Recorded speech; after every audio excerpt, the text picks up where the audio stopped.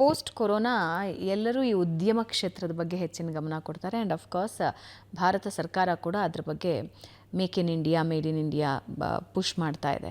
ಆದರೆ ಉದ್ಯಮಗಳು ಶುರು ಆಗೋದು ಜಾಸ್ತಿ, ಸಂಖ್ಯೆ ಬಹಳ ಜಾಸ್ತಿ, ಆದರೆ ಅದು ಸಸ್ಟೈನ್ ಆಗೋದು ಬಹಳ ಕಮ್ಮಿ. 1 ವರ್ಷ, 2 ವರ್ಷ, 3 ವರ್ಷ ಮುಚ್ಚಿಬಿಡ್ತಾರೆ. ಯಾಕೆ, ಏನು ಸಮಸ್ಯೆ ಆಗತ್ತೆ? ತುಂಬ ಯಂಗ್ ಇರೋದ್ರಿಂದ ಅದೊಂದು ಎಕ್ಸ್ಪೀರಿಯನ್ಸ್ನ ಕೊರತೆ ಇರುತ್ತಾ, ಅಥವಾ ಅವರು ಅದ್ರ ಬಗ್ಗೆ ಗಮನ ಹರಿಸೋದಿಲ್ವಾ? What goes wrong? ತುಂಬ ರೀಸನ್ಸ್ ಇದೆ. Okay. One of the biggest reason is partners ಆಗಿ ಸ್ಟಾರ್ಟ್ ಮಾಡಿದರೆ ದೇ ಬ್ರೇಕ್ಔಟ್ ಆರ್ ಅವರಿಬ್ಬರ ಮಧ್ಯೆ ವೈಮನಸ್ಯತೆ, ಅದರಿಂದಾಗಿಯೂ ಆಗುತ್ತೆ. The biggest reason businesses fail ಆಗೋದು ಏನಕ್ಕೆ ಅಂದರೆ what the market is asking,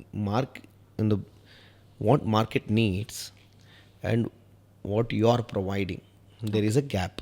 ಅಂದರೆ ಆ gap may be because of your pricing, you are charging too much compared to what the market is ready to pay, ಅಥವಾ ಮಾರ್ಕೆಟ್ಗೆ ಏನು ಬೇಕು ಅದ್ರ ಬದಲು ಏನೋ ಬೇರೆ ತಂದಿರ್ತೇವೆ. ಈಗ ಫಾರ್ ಎಕ್ಸಾಂಪಲ್ ಪುತ್ತೂರಿನಂಥ ಊರಿಗೆ ಹೋಗಿ ನಾನು ಒಂದು ಎಲೆಕ್ಟ್ರಾನಿಕ್ ಸ್ಟೋರ್ಸ್ ಹಾಕಬೇಕು ಅಂತೇಳಿ ಹೋದರೆ the market demand may be comparatively less. ಯಾಕೆಂದರೆ ಆಲ್ರೆಡಿ ಸಮ್ ಸ್ಟೋರ್ಸ್ ಇದೆ, ಹೊಸ ಎಕ್ಸ್ಟ್ರಾ ಡಿಮಾಂಡ್ ಇರೋ ಚಾನ್ಸಸ್ ಕಮ್ಮಿ ಇರುತ್ತೆ.